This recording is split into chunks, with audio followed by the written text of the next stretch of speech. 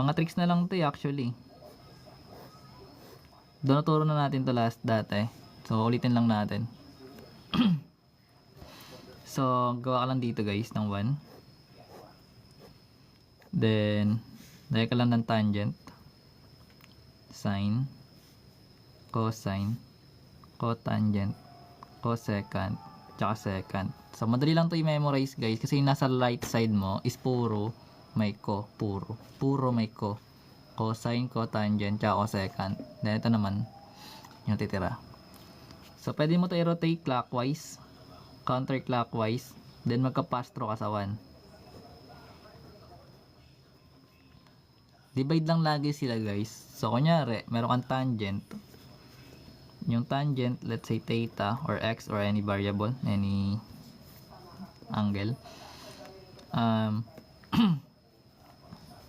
Kung clockwise, magkakaroon ka ng sine theta over yung cosine. Pwede yung ganyan. Then, equal din to guys kung dadaan ka counterclockwise naman. So, dito ka dadaan sa baba. So, magiging secant theta over cosecant theta. Kung dadaan ka naman sa 1, magkakaroon ka naman ng 1 over cotangent. So, bali equal lang sila actually. So, ganun siya ginagawa. Then, proceed ka na sa susunod. Kunyari, gusto mo hanapin yung sine. So, pwede siya maging cosine over cotangent. Pwede siya maging 1 over cosecant. Pwede rin siya maging tangent over secant. Sa proving, importante yung ganito guys. Pag magpo-proving ka. Then, ano pa ba? Kung gusto mo naman multiplication guys, yung nasa dalawang dulo, pag minultiply mo yung sagot niyang gitna. Itong 1. So, yung sine, tsaka cosecant, pag minultiply mo, yung 1 yung magiging sagot.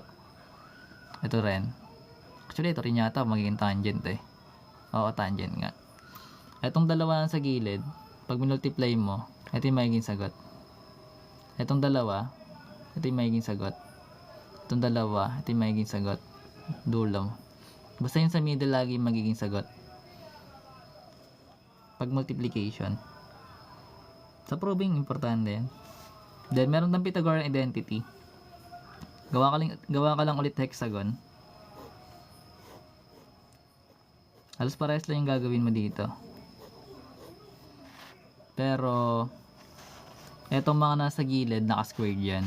So, magkakaroon ka ng tan squared, sine squared, cosine squared, cotangent squared, cosecant squared, at saka secant squared.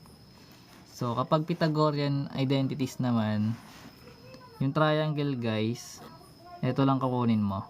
Start ka dito lagi sa left, pababa. Itong triangle na tatlo sa baba. Ito. Basta ito. Yan. So, kung saan ka nag-start guys, mag-add ka lang, then equal sa baba. So, big sabihin, para makuha natin isang identity, meron tayong sine squared. Let's say x. Meron tayong plus, yung kasunod, yung cosine squared. Then, equal sa 1. Kasi sa baba nakaturo yun eh. Ito yung isang identity. Ito yung Pythagorean. Kaya kung may mga memes ka na nakikita na ganito, yun. So, let's say meron tayong tan squared. Dito tayo mag-start. So, magkakaroon tayo ng tan squared x. Then, plus yung 1. Then, equals yung secant squared.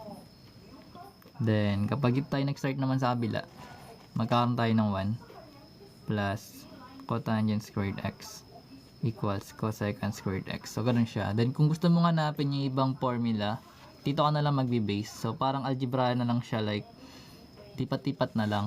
So, paano ba yung ginagawa? So, kunyari dito, pwede mo makuha yung sine squared tsaka cosine squared dito, guys.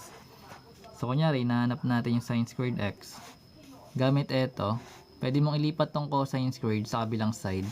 So, ito, pwede siya maging 1 minus cosine squared x. So, may value ka na ng sine squared. Ganun din, kung gusto mong kunin yung cosine squared. So, ililipat mo yung kabila, yung sine. Manipulation na lang siya actually. So, bali ito lang kailangan mo. So, kung gusto mo naman kunin yung tangent squared, eh di galing dito, ililipat mo yung 1. So, magkakaroon ka ng secant squared x minus 1. Then, sa kabila, ganun din. Kung gusto mong kunin yung cotangent squared, lipat mo yung 1. So magkakaroon ka ng cosecant squared x minus 1. So ito yung mga formulas na pwede kang magamit kapag magpo-proving.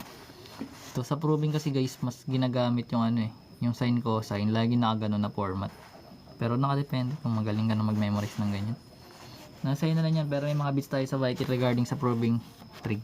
Dami yun. Eto guys, may mga bits na ako sa YT. Puntahan nyo na lang, subscribe na rin kayo, doon na kayo diba? Nakapost na siya actually. Nandito na yan guys, kung gusto nyo aralin. Pero ipopost ko pa rin to, syempre sayang to, content pa rin to hindi na ako ulit. Ayun, dito yung identities natin. May mga bits na dito, madami na to kumbaga nagdadagdag na lang. Yes, thank you ba. Ano pa ba? Meron pa akong ine-edit. Marami pa akong ine-edit na mga ni-live.